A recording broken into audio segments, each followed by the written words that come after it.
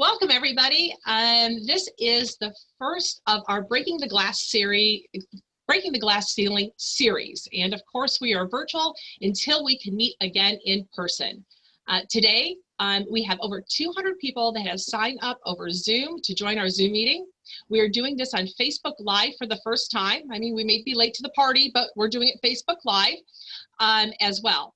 So we're going to be recording this, and we're going to ask everyone to keep their cameras off so we have a larger screen while we're working with this and recording this. And at Q&A, we'll ask you to turn your cameras back on.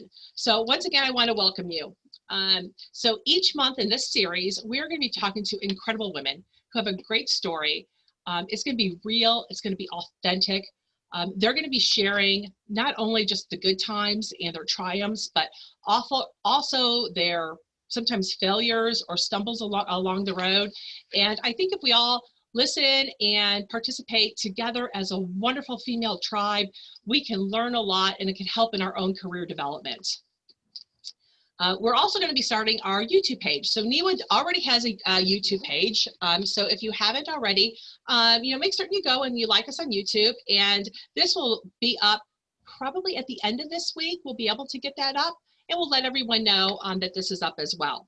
Of course, just so y'all know, the views and opinions that happen here in this presentation are those of the persons appearing on the program and not necessarily reflect the views and opinions of NWIIWA Board of Directors, our committees, our dogs, our cats, or anyone else that participates in this, okay? So that's our disclaimer. I want to welcome our members. Look at all the great things that we do at NWIIWA.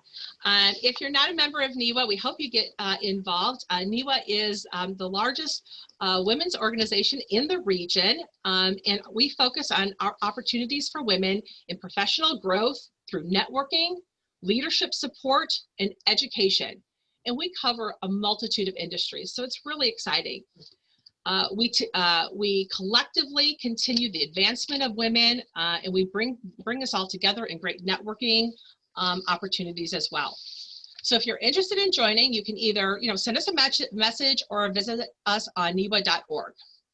So up on your screen, you see our partners. These partners support NWIIWA throughout the entire year, and they help support the development of these programs. So thank you to Franciscan Health, Ivy Tech, Horizon, and Sage Popovich. Of course, if you'd like to be a partner, well, talk to us about that as well.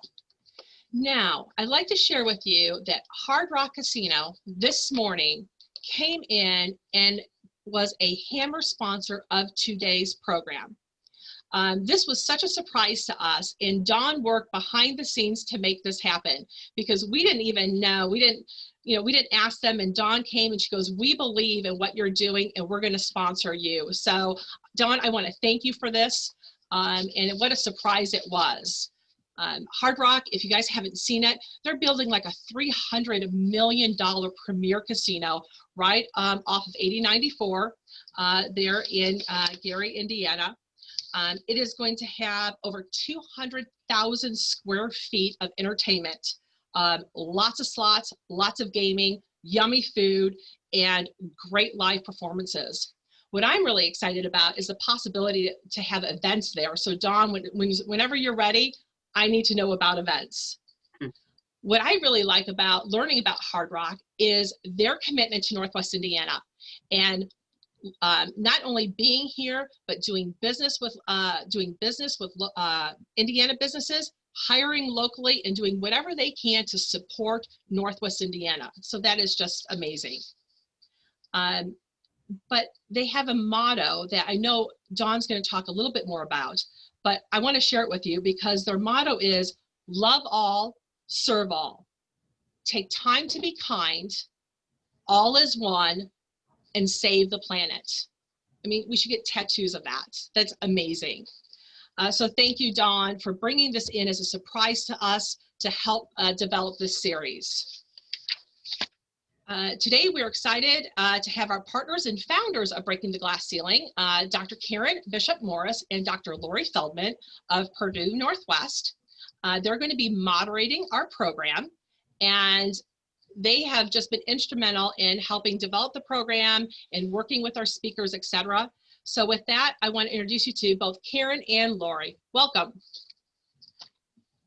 Thank you, Andrea, so much. I am Lori Feldman, and I am really delighted to be here with you today.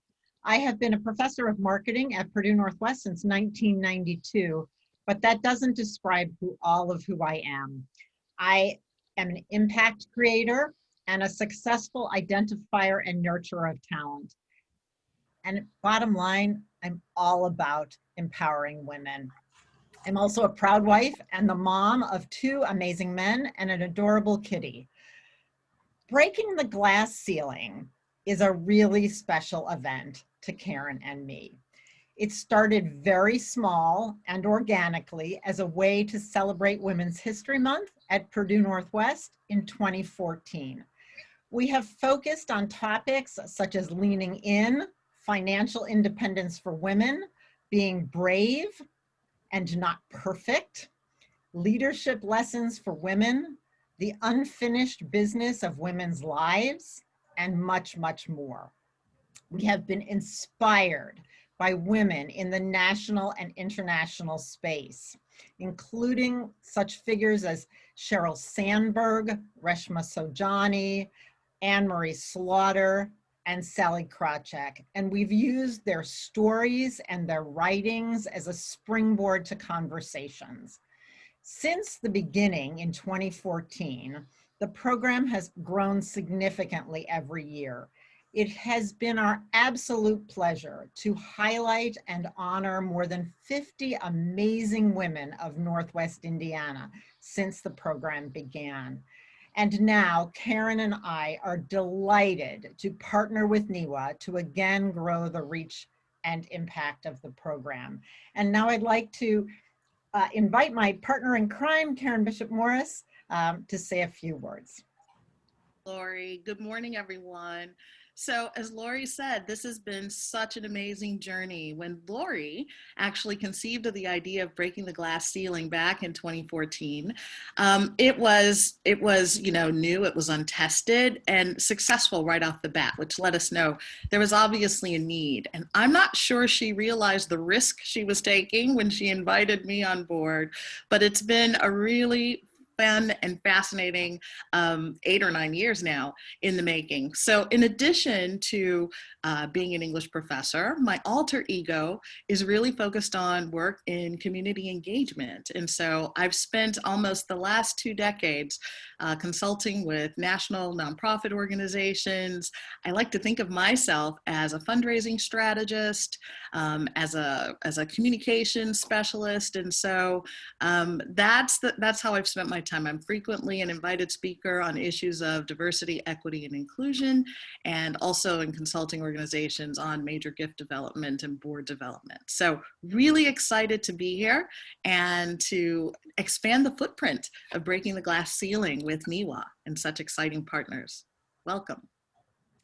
And now it is our true pleasure to introduce our guest of honor, and that is Dawn Reynolds Pettit. So let me share a bit about Dawn before we get into the questions that we have for her, and I'll remind you to keep thinking about some questions that you want to ask Dawn.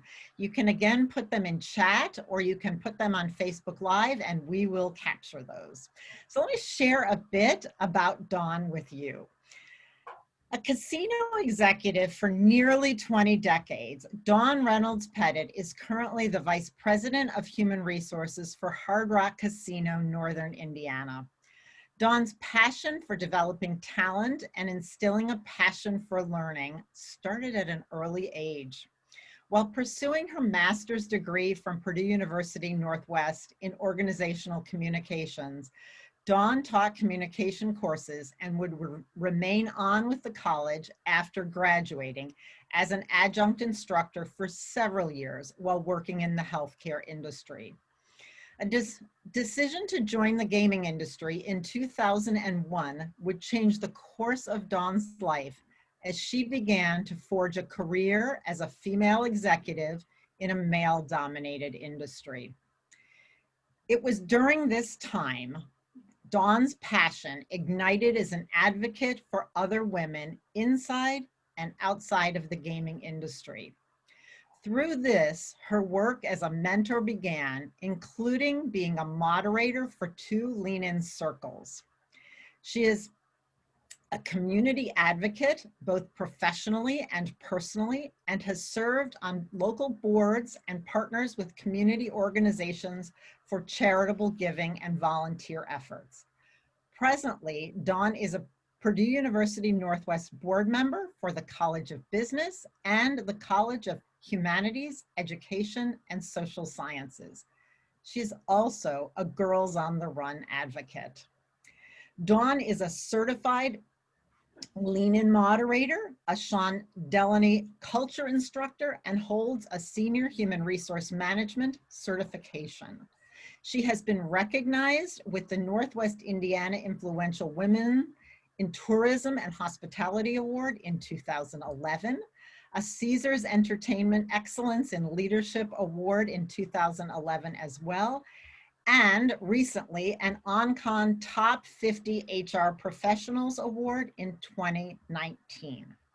She is the author of a published book, The Highmore Circle, and Dawn says she enjoys a crazy yet rewarding life with her family in Northwest Indiana. So I'm delighted to introduce you to Dawn. Remember to put your questions in the chat and in Facebook Live, and we will go ahead and get started. So Dawn, first of all, congratulations on your new role. Tell us what you're up to. Well, thank you so much. And thank you so much for hosting me today. It's my distinguished honor to be here to support NWIIWA and be part of the Breaking the Glass Ceiling event, which I believe is so important and impactful. And Lori, by the way, thank you for making me sound so fascinating and important in that. I should have you stand by me all the time and read my history and what I've been up to. So after almost 20 years in the gaming industry with my previous employer, I decided in late last year, at about September of last year, to make a change. And so I joined Hard Rock Casino, which is opening, as Andrea mentioned, a new casino here in Northwest Indiana. And so I began my work with Hard Rock Northern Indiana in the fall of last year, and we're continuing on to not only bring new opportunities and jobs here to Northwest Indiana to offer a great entertainment experience, but also just as important and impactful to me is to be able to give back to the community and start that community outreach, charitable giving, and work that is so important and one of the key mottos for Hard Rock that they have been living by for nearly 50 years. So let me ask you this, Dawn. We are living in unprecedented times. And to me, after reading your story and of course talking to you, I can only think that, you know, how gutsy it is to make a change after 20 years in the industry, especially in the middle of a pandemic. So I'm wondering if you can talk to us about how and when and why you knew it was time to make this change, even in a time when most people might say, I can only handle so much change. So talk to us a little bit about that, because I was particularly impressed with it, and I think others might like to know more. Sure. So I've grown up in Northwest Indiana, and I made a very conscious decision to stay in Northwest Indiana. That's where my family was, but I also believe that there's a lot that our community has to offer. And so while other individuals took their careers outside of Northern Indiana, I decided to keep my career here. And so for me, I've never really thought about staying in a job forever. I've thought about what change and impact I could make in the time that I have. And probably more people in my network and in surrounding were surprised by my change than I even was. for 20 years or almost 20 years, I felt like I was making a difference, and I felt like the work I was doing was not only able for me to help advance my career, but also for me to continue to help others and mentor and sponsorships and allyships, which I know we'll talk about in a few minutes. But when Hard Rock came to town, I spent some time looking into the brand, finding out what the brand was all about. I got approached about the opportunity, and I fell in love with what Hard Rock does, not just in what they offer for an entertainment experience, but more so the philosophies that they have and the work that I felt with Hard Rock that we could continue to do in the community to support Northern Indiana. And also just where I was going to take my career. I'm working for 20 more years. I've got boys at home that are still making their way up. And so for the next 20 years, I wanted to figure out what I was going to do to continue that growth and development, because I believe we can always continue to learn and develop within ourselves. And then what other lives could I possibly impact and make a difference in? And so that's why I decided to make the move. COVID itself, I mean, I don't think anybody saw 2020 coming, right? And we'll talk a little bit about the stressors I know of what that brought, but having the ability to join a company that is in a growth pattern, that is a multifaceted brand, for me, having that opportunity, COVID was one thing, but I wasn't going to let COVID define who I am and what I was doing. So off we went. Thank you so much. I congratulate you not only on your new position and your ability to have an impact in a different way, but also on behalf of all of us on your ability to do that under unprecedented circumstances. And to look so fabulous in the process. I just say, like, maybe you'll share some secrets during the Q&A. But so that's actually a great segue and tee up to Dawn. You know, clearly from your bio, and you know, some of us have known you and watched you and been impressed by your work over the years. And professionally, you've always had so much on your plate to juggle. But I'm wondering if you can give us just a tiny sneak peek behind the curtain. Like, how are you managing like kids and dogs and husband and parent? Sort of give us a little insight into like what your world is like and how you manage it all, work-life balance kind of stuff. Sure. So I'm not sure if I have the secret sauce to work-life balance. I will say that there have been many times in my career where I felt like I was not balancing it, that the scales were really tipped against me. I have found, especially in 2020 with COVID really, I think for everybody was so impactful, and we're still feeling the effects of 2020 going into 2021. But I'm a very hard worker. I never worked as hard as I have worked as I did during COVID. And the responsibility that I felt to all of my team members that needed assistance and needed things and to keep the operation going. You know, there were numerous 14, 18-hour days, 7 days a week during a 3-month stretch of time. And we laughed about this before, but there would be days it would be 11 o'clock and I'd be working and I'd think, did I brush my teeth today? Like, have I eaten today? Like, maybe I should take a shower today. So I haven't always been able to manage that so well. I'm fortunate because I have, when they talk about a tribe of women standing behind a successful woman, I'm very lucky because I have very wonderful friends and family, and we help each other out and we lean on each other. It is a balancing act. I had to give up a long time ago being the perfect mom and being the perfect leader and being the perfect person, because I realized that just isn't possible. I do the best that I can, and at the end of the day, if I feel like I missed the mark, then I say, okay, I'll wake up tomorrow, and tomorrow's another day.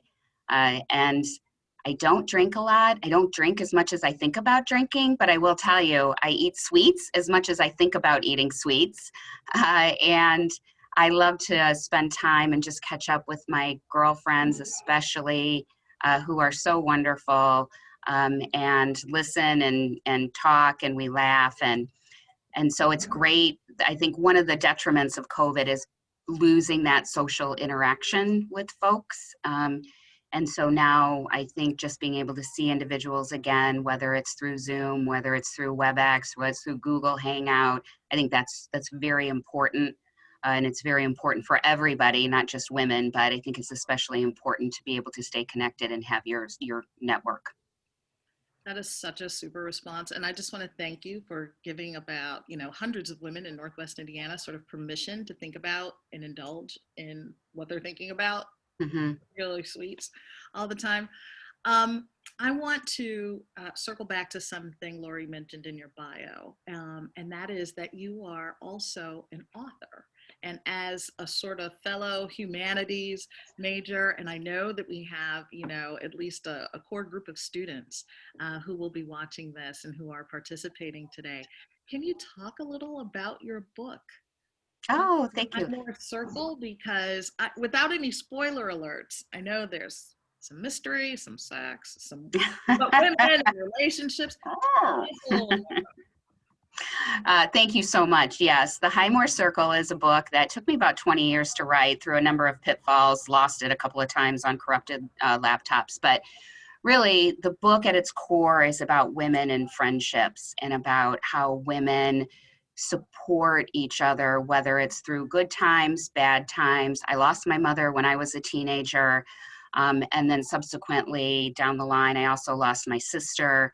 And the impact those losses had on me, had I not had the women that I had in my life that were supporting me and standing up for me and helping me really just basically get out of bed some days and keep going.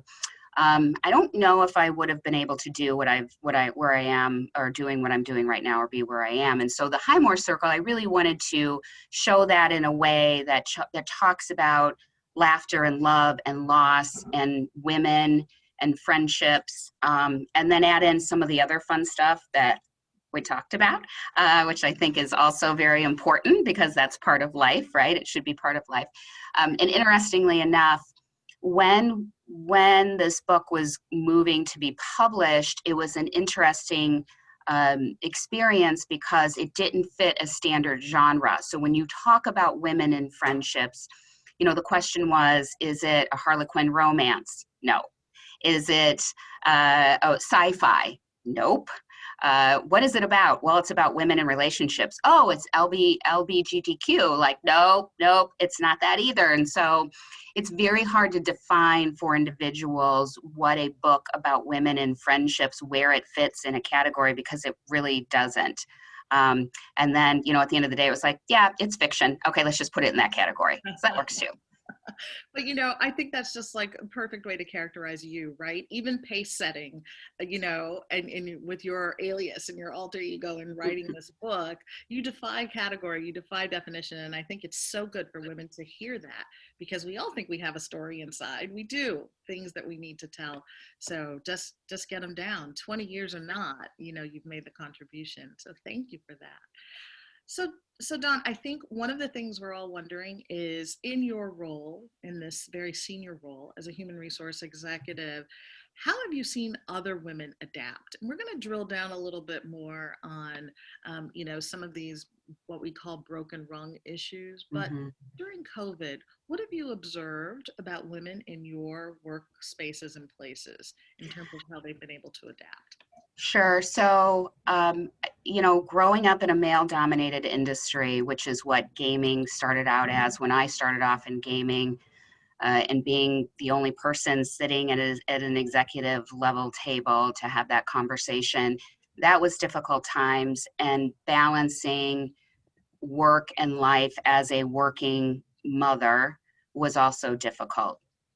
The pandemic and COVID added so much more challenges to that for any woman and in any industry, because in my experience and what I have seen and experienced as well, and talking to other individuals, women, the work-life balance, first of all, blurred to the fact that you couldn't tell what was work and what was life, because everybody's working from home. So work and life is already blurred. And then while women were trying to work, then things started to happen, like the expectation of, managing the home life, dinner, groceries, laundry, cooking, cleaning. Then you add in e-learning and homeschooling for children. And it became such a difficult balancing act that the balancing act just didn't happen. Juggling too many balls in the air required all the balls, and the balls just fell. And then women had to figure out, which ones am I going to pick up? So in my mind, the shoe ended up dropping so many times on women that they quit picking it up and just said, okay, I'm just going to have to walk around it because I can't manage all of this.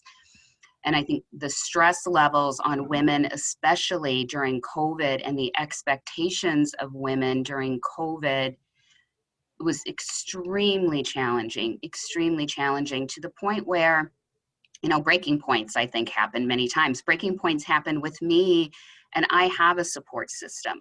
And so I can imagine what that is like for women that are single parents or go it alone or don't necessarily have the same tribe behind them that I have and had during that time. It's such a powerful piece of just commentary. Thank you for that. I think you have all given us permission to give ourselves a little more grace. And so we're very appreciative of that. So we're going to take just a quick time out here to do an additional acknowledgement of our sponsors.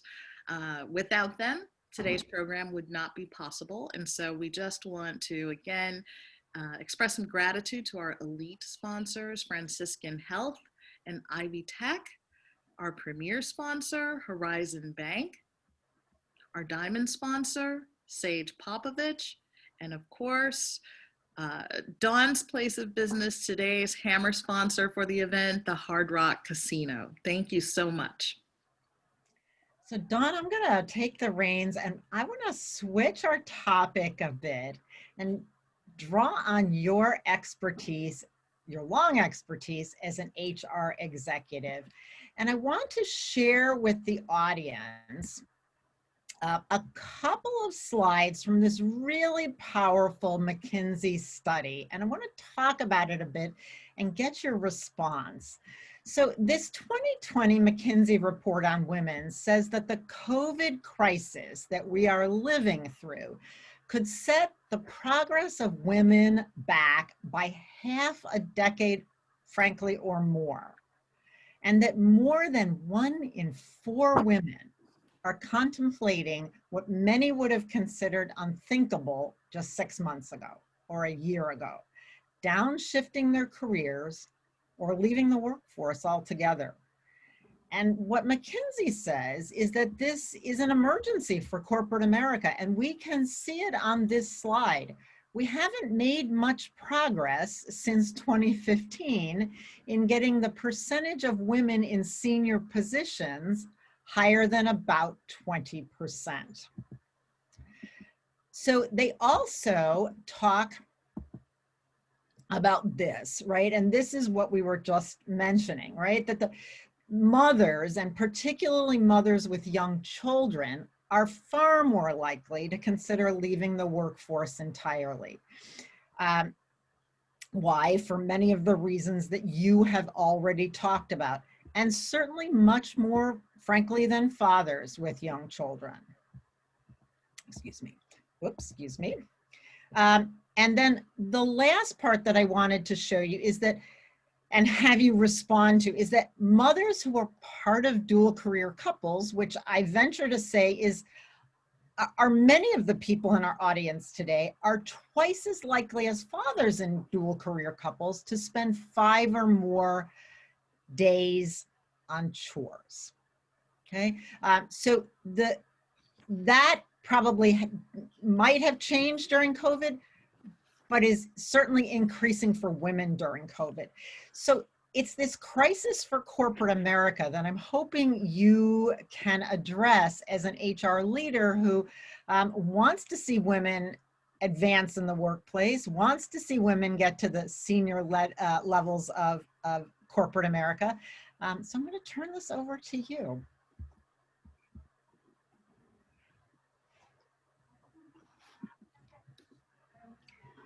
Dawn, what can you share with us about the impact that COVID has had on women and the path towards equality for women in corporate America? Sure. So I'm very familiar with McKinsey. I've done some work with McKinsey in my previous role, and I'm not surprised by the stats on senior leadership, and then even the numbers get even more startling and stark once you go to the C-suites. So I'm not surprised about that. I'm also not surprised about the COVID numbers. Unfortunately, neither one of those stats are very surprising. Disappointing, yes. Concerning, absolutely. But there is, I think, some opportunities for us to continue to do the work, even in the state that we are in. Realistically, I think, and this is the way it's, in my mind, the way it's been for years, traditional in the 50s, women stayed at home. They raised the family while the husband went out and earned the money. And then the shift in that is women becoming key leaders, but it's taken a while and a long time for women to be able to hit industries and make an impact in industries that are still male dominated. And so I always tip my hat to anybody that can come out and make an impact, great or small, in that. I love Sheryl Sandberg's book, Lean in Circle. I read it, I devoured it, and then continued to read it, and that's why I became a moderator for Lean in Circle. But I think, Sheryl speaks to some things just at her level on being a woman and the workplace, and she had a very supportive spouse. But there are still some things that naturally fall on a woman's shoulders, in my mind, no matter how successful they are. I'm going to be very honest that I wish I would have bought stock in DoorDash, because pre-COVID, that would have been genius. And I can't tell you how many times a DoorDash person has come to my door. It's almost embarrassing, but of course, I'm going to admit it. It was so egregious that I just started putting out gift baskets for my DoorDash folks, because thank goodness for them. If they hadn't come along, I don't know, my kids acted like they would starve to death. But those are still some things that, we still juggle as mothers. I'll be in a meeting and one of my sons will text me and say, "Hey, Mom, what's to eat?" Or, "Hey, Mom, are you going to wash this for me so I have it for tomorrow?" Right? Women are finding themselves specifically in this COVID environment of having to make these super difficult decisions. There are many women that are doing an amazing job of being single parents, as I mentioned, that don't have a tribe behind them, and they have to decide, what am I going to do and what's going to give?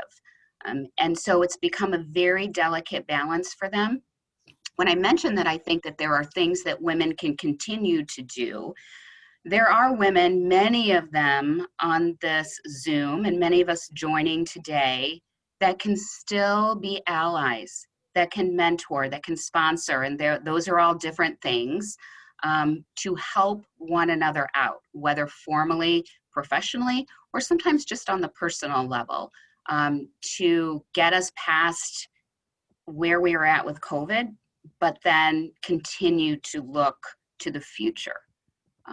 I was the first graduate of college in my family. That's just not how my family was raised. Everybody was a worker, a very hard worker. College was just out of the picture. So I was the first one that graduated from college because I had the support of my dad and my family to be able to do that. And I was got hired into the gaming industry and was very fortunate because somebody took a chance on me and was a mentor to me, and allowed me to continue to grow and develop my career. It takes one person to be able to lift somebody else up. And if nothing else, just to say, I got your back, let's do this.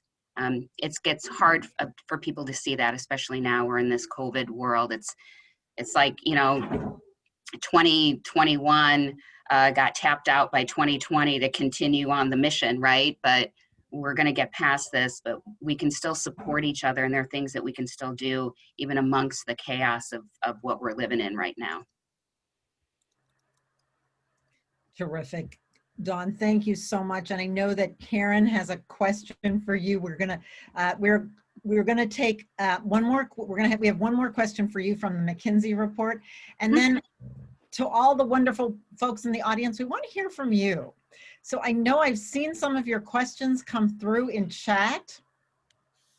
And I know that they're coming through in Facebook, and we want to make sure that we respect your time and give you some time to ask questions. But we do have one more question for Dawn specifically about this McKinsey report.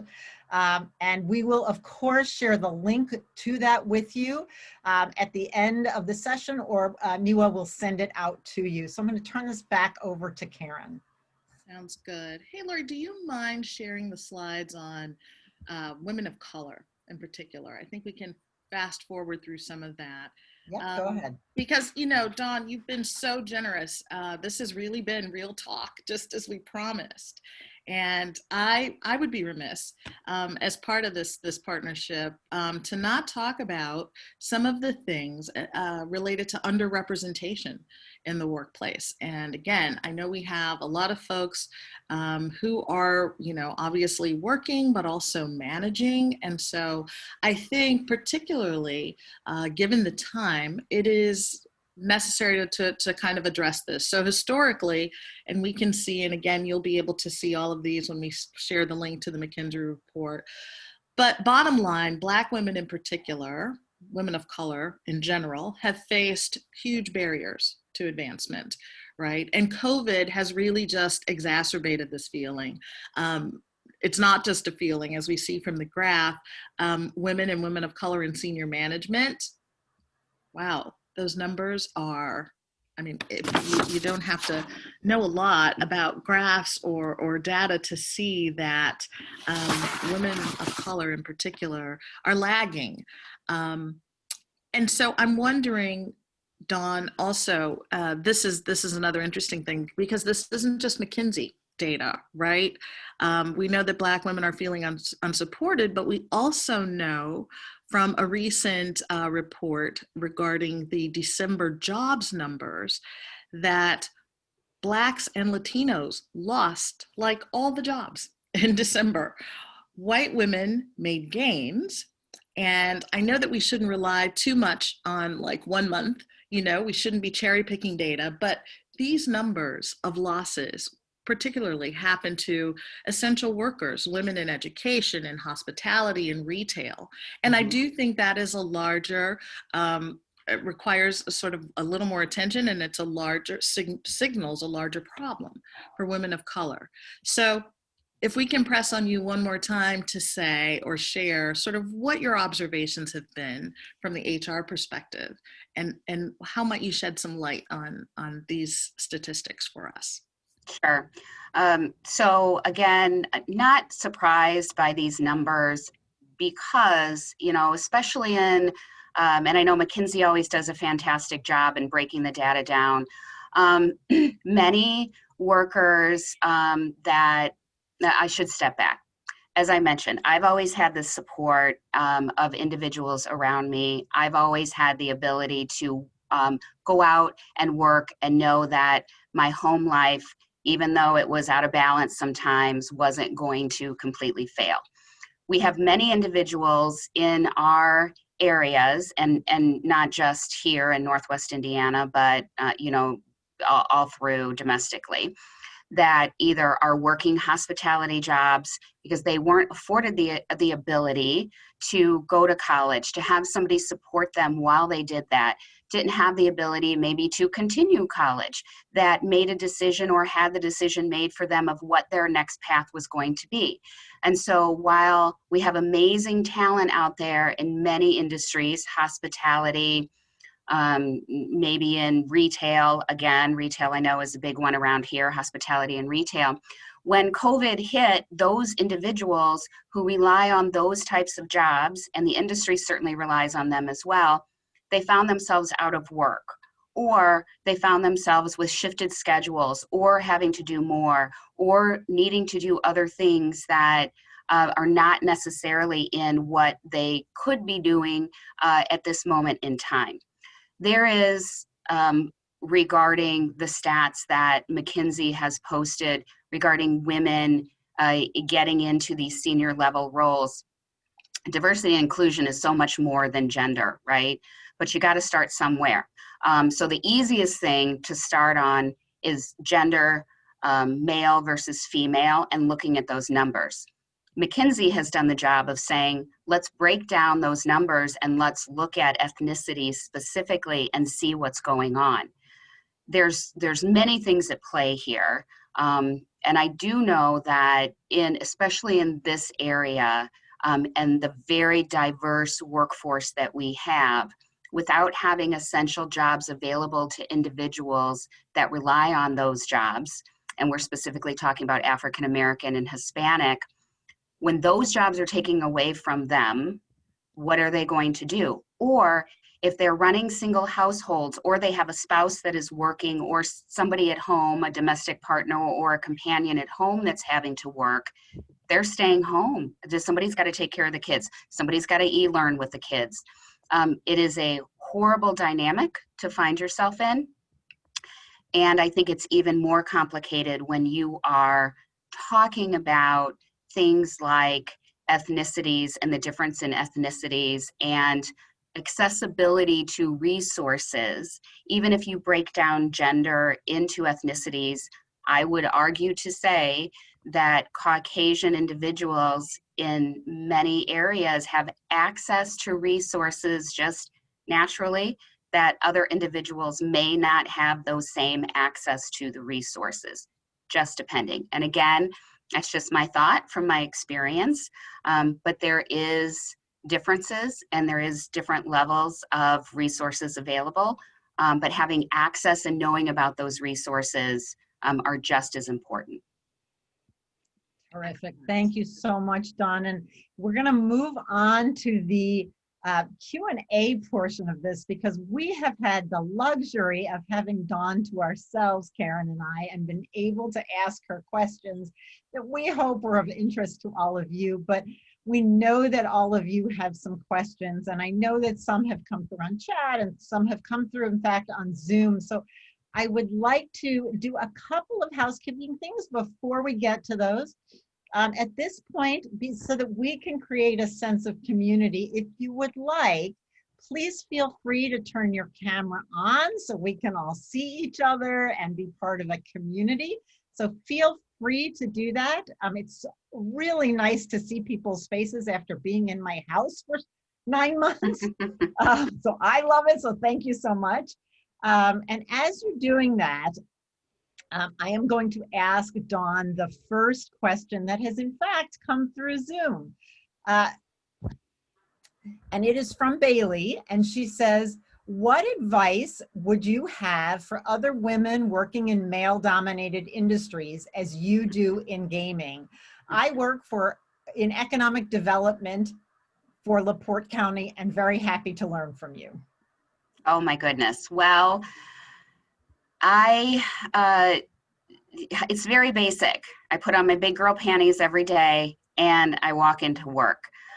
When I've told this story before to some individuals. When I first started in the gaming industry, I had the ability, I was selected for an executive leadership program. It was a mentorship, and I was the only woman out of 12 of us that were selected for this. And one of the events that they had after work was everybody thought it'd be a great idea after dinner if everybody went to a strip club. So I was pulled along to the strip club, and then everybody thought it would be fun if they paid for me to have a lap dance, right?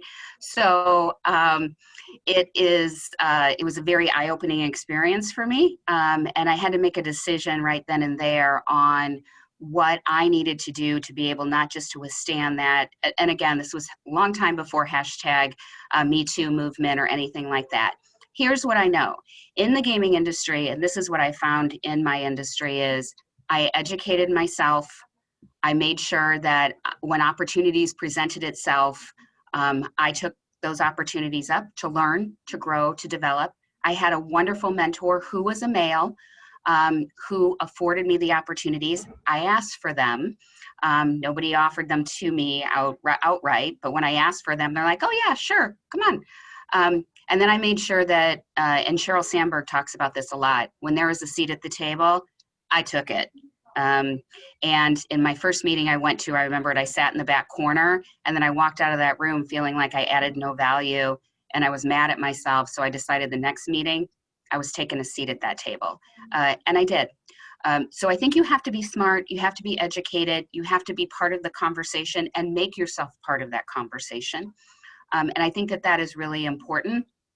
And if you can find a mentor or have a mentor, and I think ask that mentor what you can continue to do to learn, to grow, and develop. I've always asked every single one of my supervisors, what more can I do? Or if I've seen something that says, I want to be part of that, is it okay if I get exposed to that? That's actually perfect, because there have been a number of questions coming through regarding how do I find a mentor or a sponsor, and actually what's the difference between a mentor and a sponsor? Sure. So a mentor is somebody that helps you develop your skill set to have the tools and the resources that you need to take on bigger roles or more responsibility. A sponsor is somebody that puts their name on you and advocates for you and say, here you go, let's do this. One of the things that I really like about Sheryl Sandberg's book, and I keep referencing it because it's been she put everything out there that I was always thinking and wondering about. But when women go to apply for jobs, women sometimes think they have to have 100% of the skill set to apply for a job. Men will say, I got 60% of that, I'm a shoo-in, I'm putting in for that job.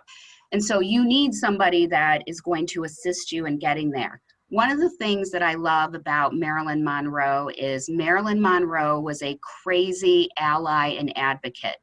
She's the one that said to a club, a jazz club, who didn't want to host Ella Fitzgerald because of segregation times, Marilyn Monroe is the one that said, if you allow her to get on stage, I will buy a table in the front row and I will be here every single night that she is on stage. And she made it happen. And so for all the things that everybody says about Marilyn Monroe, the one thing that they don't understand about Marilyn Monroe is more than anything else, she was an ally, and she was an ally because she understood what it was like to be a woman and what women can do when they support other women as opposed to tearing other women down. And so I think that for me, I started off as a mentor and said, yeah, I'm a mentor. Now I say, what can I do to be a sponsor of somebody? How can I be an ally and really enforce the allyship that is so important for women to continue to grow and to develop? And whether that's personally or whether it's professionally or whether it's for community, which I'm super passionate about community. I love all the organizations that support community and community outreach efforts and helping our communities at large. So Dawn, thank you so much again. I am actually going to pick up one more question that has been coming through chat. And it relates to something I'm delighted because I wanted to ask you earlier, and it relates back to some of this women downshifting question. So we saw a bunch of statistics, we saw a bunch of data, there's a lot more in the McKinsey report, but I think what a lot of us want to know is, what can we do to start making a difference? Given what's going on, how can women stay on track to become future leaders? What can we do to make a difference? How can we stay on track to becoming future leaders and to having the equality we all seek? Sure. So NWIIWA is a fantastic organization. I'm going to give a pitch to NWIIWA because, the Andrea and team, they're first ones that say, hey, let's get women leaders together, and how do we support and advocate for leaders? Women have great networks. You may not even realize it. And I think that the more that we can get out there, we can introduce ourselves to other women. We could find networks to join, formally or informally. We create our own tribes, support each other. I can't tell you how many times in my career I have taken somebody's resume of a woman that I think is fabulous for something, but maybe not obvious choice. And I have really said, we've got to get you there. And I'm gonna pester and maybe not beg, but I'm gonna be super, put my Irish into it. And we're gonna try and make things happen. I think that really the most important thing is, whether it's personally, whether it's professionally, have somebody that you feel comfortable with, that you can trust, that you know is going to support you, and you in turn then support those individuals as well. And then we continue to grow our network, we grow our tribes, and we have to work. You know, somebody said to me today, I said I was doing Breaking the Glass Ceiling. They said, well, you broke that glass ceiling and then somebody replaced it and you just broke it again. And I was like, well, yeah, but we shouldn't have to say that, right? I love breaking the glass ceiling, but we shouldn't have to say that. We shouldn't say, oh, we're going to call this woman out because, hey, guess what? Congratulations, you broke the glass ceiling more than once. It's like, why should we even have to talk about breaking the glass ceiling? So if we're doing what we need to do and what we can do, which is going to take a ton of work, maybe we don't have to talk about breaking the glass ceiling anymore. Maybe we can talk about other things. So I'm going to take some privilege to ask one more last question that came up in chat. And then we want to make sure, again, that we are respecting your time. So we have a few closing housekeeping items. And then I'll ask you to give us a quick answer to this. This question came from Kirsten, and I love this question. And those of you that are my students know this, and those of you that I've worked with in Women in Business know this. Kirsten asked, can we also talk about teaching women to stop apologizing? Stop saying, I'm sorry. So can you, I know that's a huge topic, but can you give us a quick answer? Yeah. I saw that question pop up and I was sorry. I didn't think about that question to ask because I am somebody that always apologizes and I have to work really hard to not apologize. Whenever I want to apologize for something, unless it's something major, I just decide it's like, I'm not going to do it. I, especially in business, I can't even tell you, I have great coworkers. I have great individuals I work with. I don't know if I've heard them say they're sorry to me maybe once for something, right? And I'm just always saying, I'm sorry, because it's a natural inclination. I just don't do it. The tendency is to want to look in the rearview mirror and go back or apologize for what happened. Why should we do that? We're not heading that way anyway. Let's just keep moving forward. Great. And so I know Karen has one other last question before we get to some closing. Yeah. So Dawn, I mean, first of all, you should just know that the chat, you're just blowing up the chat. I mean, people, the energy here is off the rails. So we can't thank you enough. We can't thank all of our sponsors enough. And it's particularly Hard Rock for coming in as our Hammer sponsor today, and NWIIWA for just making this possible. One of the things that we definitely wanted to talk about, and Andrea sort of foreshadowed this in the beginning, is that philosophy, love all, serve all. So we'd love it if you could just speak for a second about your community outreach and engagement and what's important to you. What does that mean for you? Sure. So I believe, and I've always been a firm believer, but even now, that we need to be giving back to the communities in which we live and work. If our communities are not flourishing, then how can we flourish? How can we grow our own leaders? I always say I would love to just grow my own because there's amazing talent in our communities. How do we do that if we aren't making the effort to go in and give back? One of the reasons, and I talked about this, that I joined Hard Rock is their core mottos: love all, serve all is one, save the planet, take time to be kind. Those were created 50 years ago. And if we look at what's happening today, those are more important than ever. And so I've always been a firm believer in giving back. And whether that is working with great organizations like the Food Bank, whether it's working with wonderful organizations like Girls on the Run, whether it's supporting efforts for local colleges, whether, it's just really anything that we can do to get out there. And I feel like every step that we make toward helping others is a step in the right direction. We go to this pay it forward, and that's what individuals do. You help somebody out and they in turn help somebody else out. We take time to be kind and remember that we love all and serve all.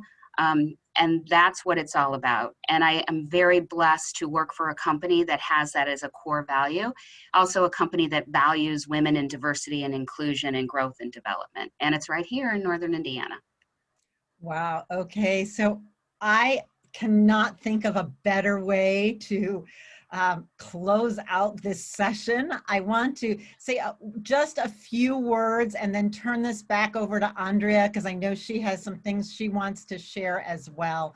So on behalf of Karen and myself, thank you, Dawn, so much for your openness and your inspiration. You are a role model for all of us. Always, and especially during these times, it is so important that we gather to listen and talk and appreciate each other. And I want to thank the audience for these amazing questions and the discussions that we've been able to have. And lastly, I want to just make one quick offer that if you would like to follow Karen and I on Twitter, we invite you to do that for more inspiration and women's empowerment. You can find Karen at @ProfKBM, or you can find me at Lori Feldman 18. So we would look forward to that and to engaging with you there as well. And of course, for those of you who are here who are not on NWIIWA's Facebook page, you should absolutely follow them there as well. So I'm going to turn this back over to our wonderful Andrea Pierman to close this out for us today. Not turning it over to Andrea. Okay, not turning it over to Andrea. Okay, don't y'all leave yet. I've got some important things to say. First of all, thank you. Thank you. Love you guys. You know, I heard such great things, and you know, getting out there is tough, and finding a seat at the table is tough, and it's scary and it's uncomfortable. And NWIIWA gives you a way to find some extra strength in a tribe around that. So, you know, not only get involved with NWIIWA, but get involved with one of our committees. We have a networking and education committee. We have our awards banquet committee, which our Influential Women Awards Banquet is September 30th of this year. It'll be our 10th anniversary. We're starting a mentoring committee. We have ways to get involved so you can meet others and find people that you could reach out to ask questions and to feel more comfortable with. So, you know, follow us on NWIIWA. Follow your other members on LinkedIn and connect with them on Facebook and get engaged with them. It is so hard to be engaged when we're either at home or just behind our desk and not getting out, and this takes effort. So we need to continue making this effort so we don't all become introverts. We have a couple of exciting programs coming up. So our empowerment series is a new series, and it's an education series. And this one is on January 28th, and it is free for all NWIIWA members. And it's Pettit, and she is going to be giving a presentation on lessons learned from 50 years in business. And let me tell you, Patty is a passionate presenter. You're gonna love her program, and once again, sign up for it, it's free. We're gonna be doing the Breaking the Glass Ceilings each month, virtually, of course, until we can meet in person. Our next one is in February, and it's Dr. Janet Seabrook, and wow, is she inspirational. I hope you all will join us for hers. Sign up, and you can go right to NWIIWA.org. Sign up today, and then we'll make certain that we send you notifications, etc. And then in March, we have the Lieutenant Governor will be on in March as well. So if you're interested in joining NWIIWA, and I would like to say welcome Anne, because Anne just joined NWIIWA during Dawn's presentation. So Dawn, you know what? I will have to give you like a candy bar or something like that for recruitment. Like, way to go. But we encourage you to join, but more so get involved. And then register for the next Breaking the Glass Ceiling. And from that, I want to thank all of you. I want to thank my board of directors. I want to thank my committee members, not mine. I'm saying mine are. Because it really takes all of this. And Lori and Karen and Dawn, you gave so much time to make this happen. It was incredible. I am getting texts and everything saying people are energized and they're amazed, and wow, thank you. So with that, thank you everybody, and let's stay engaged and let's stay together.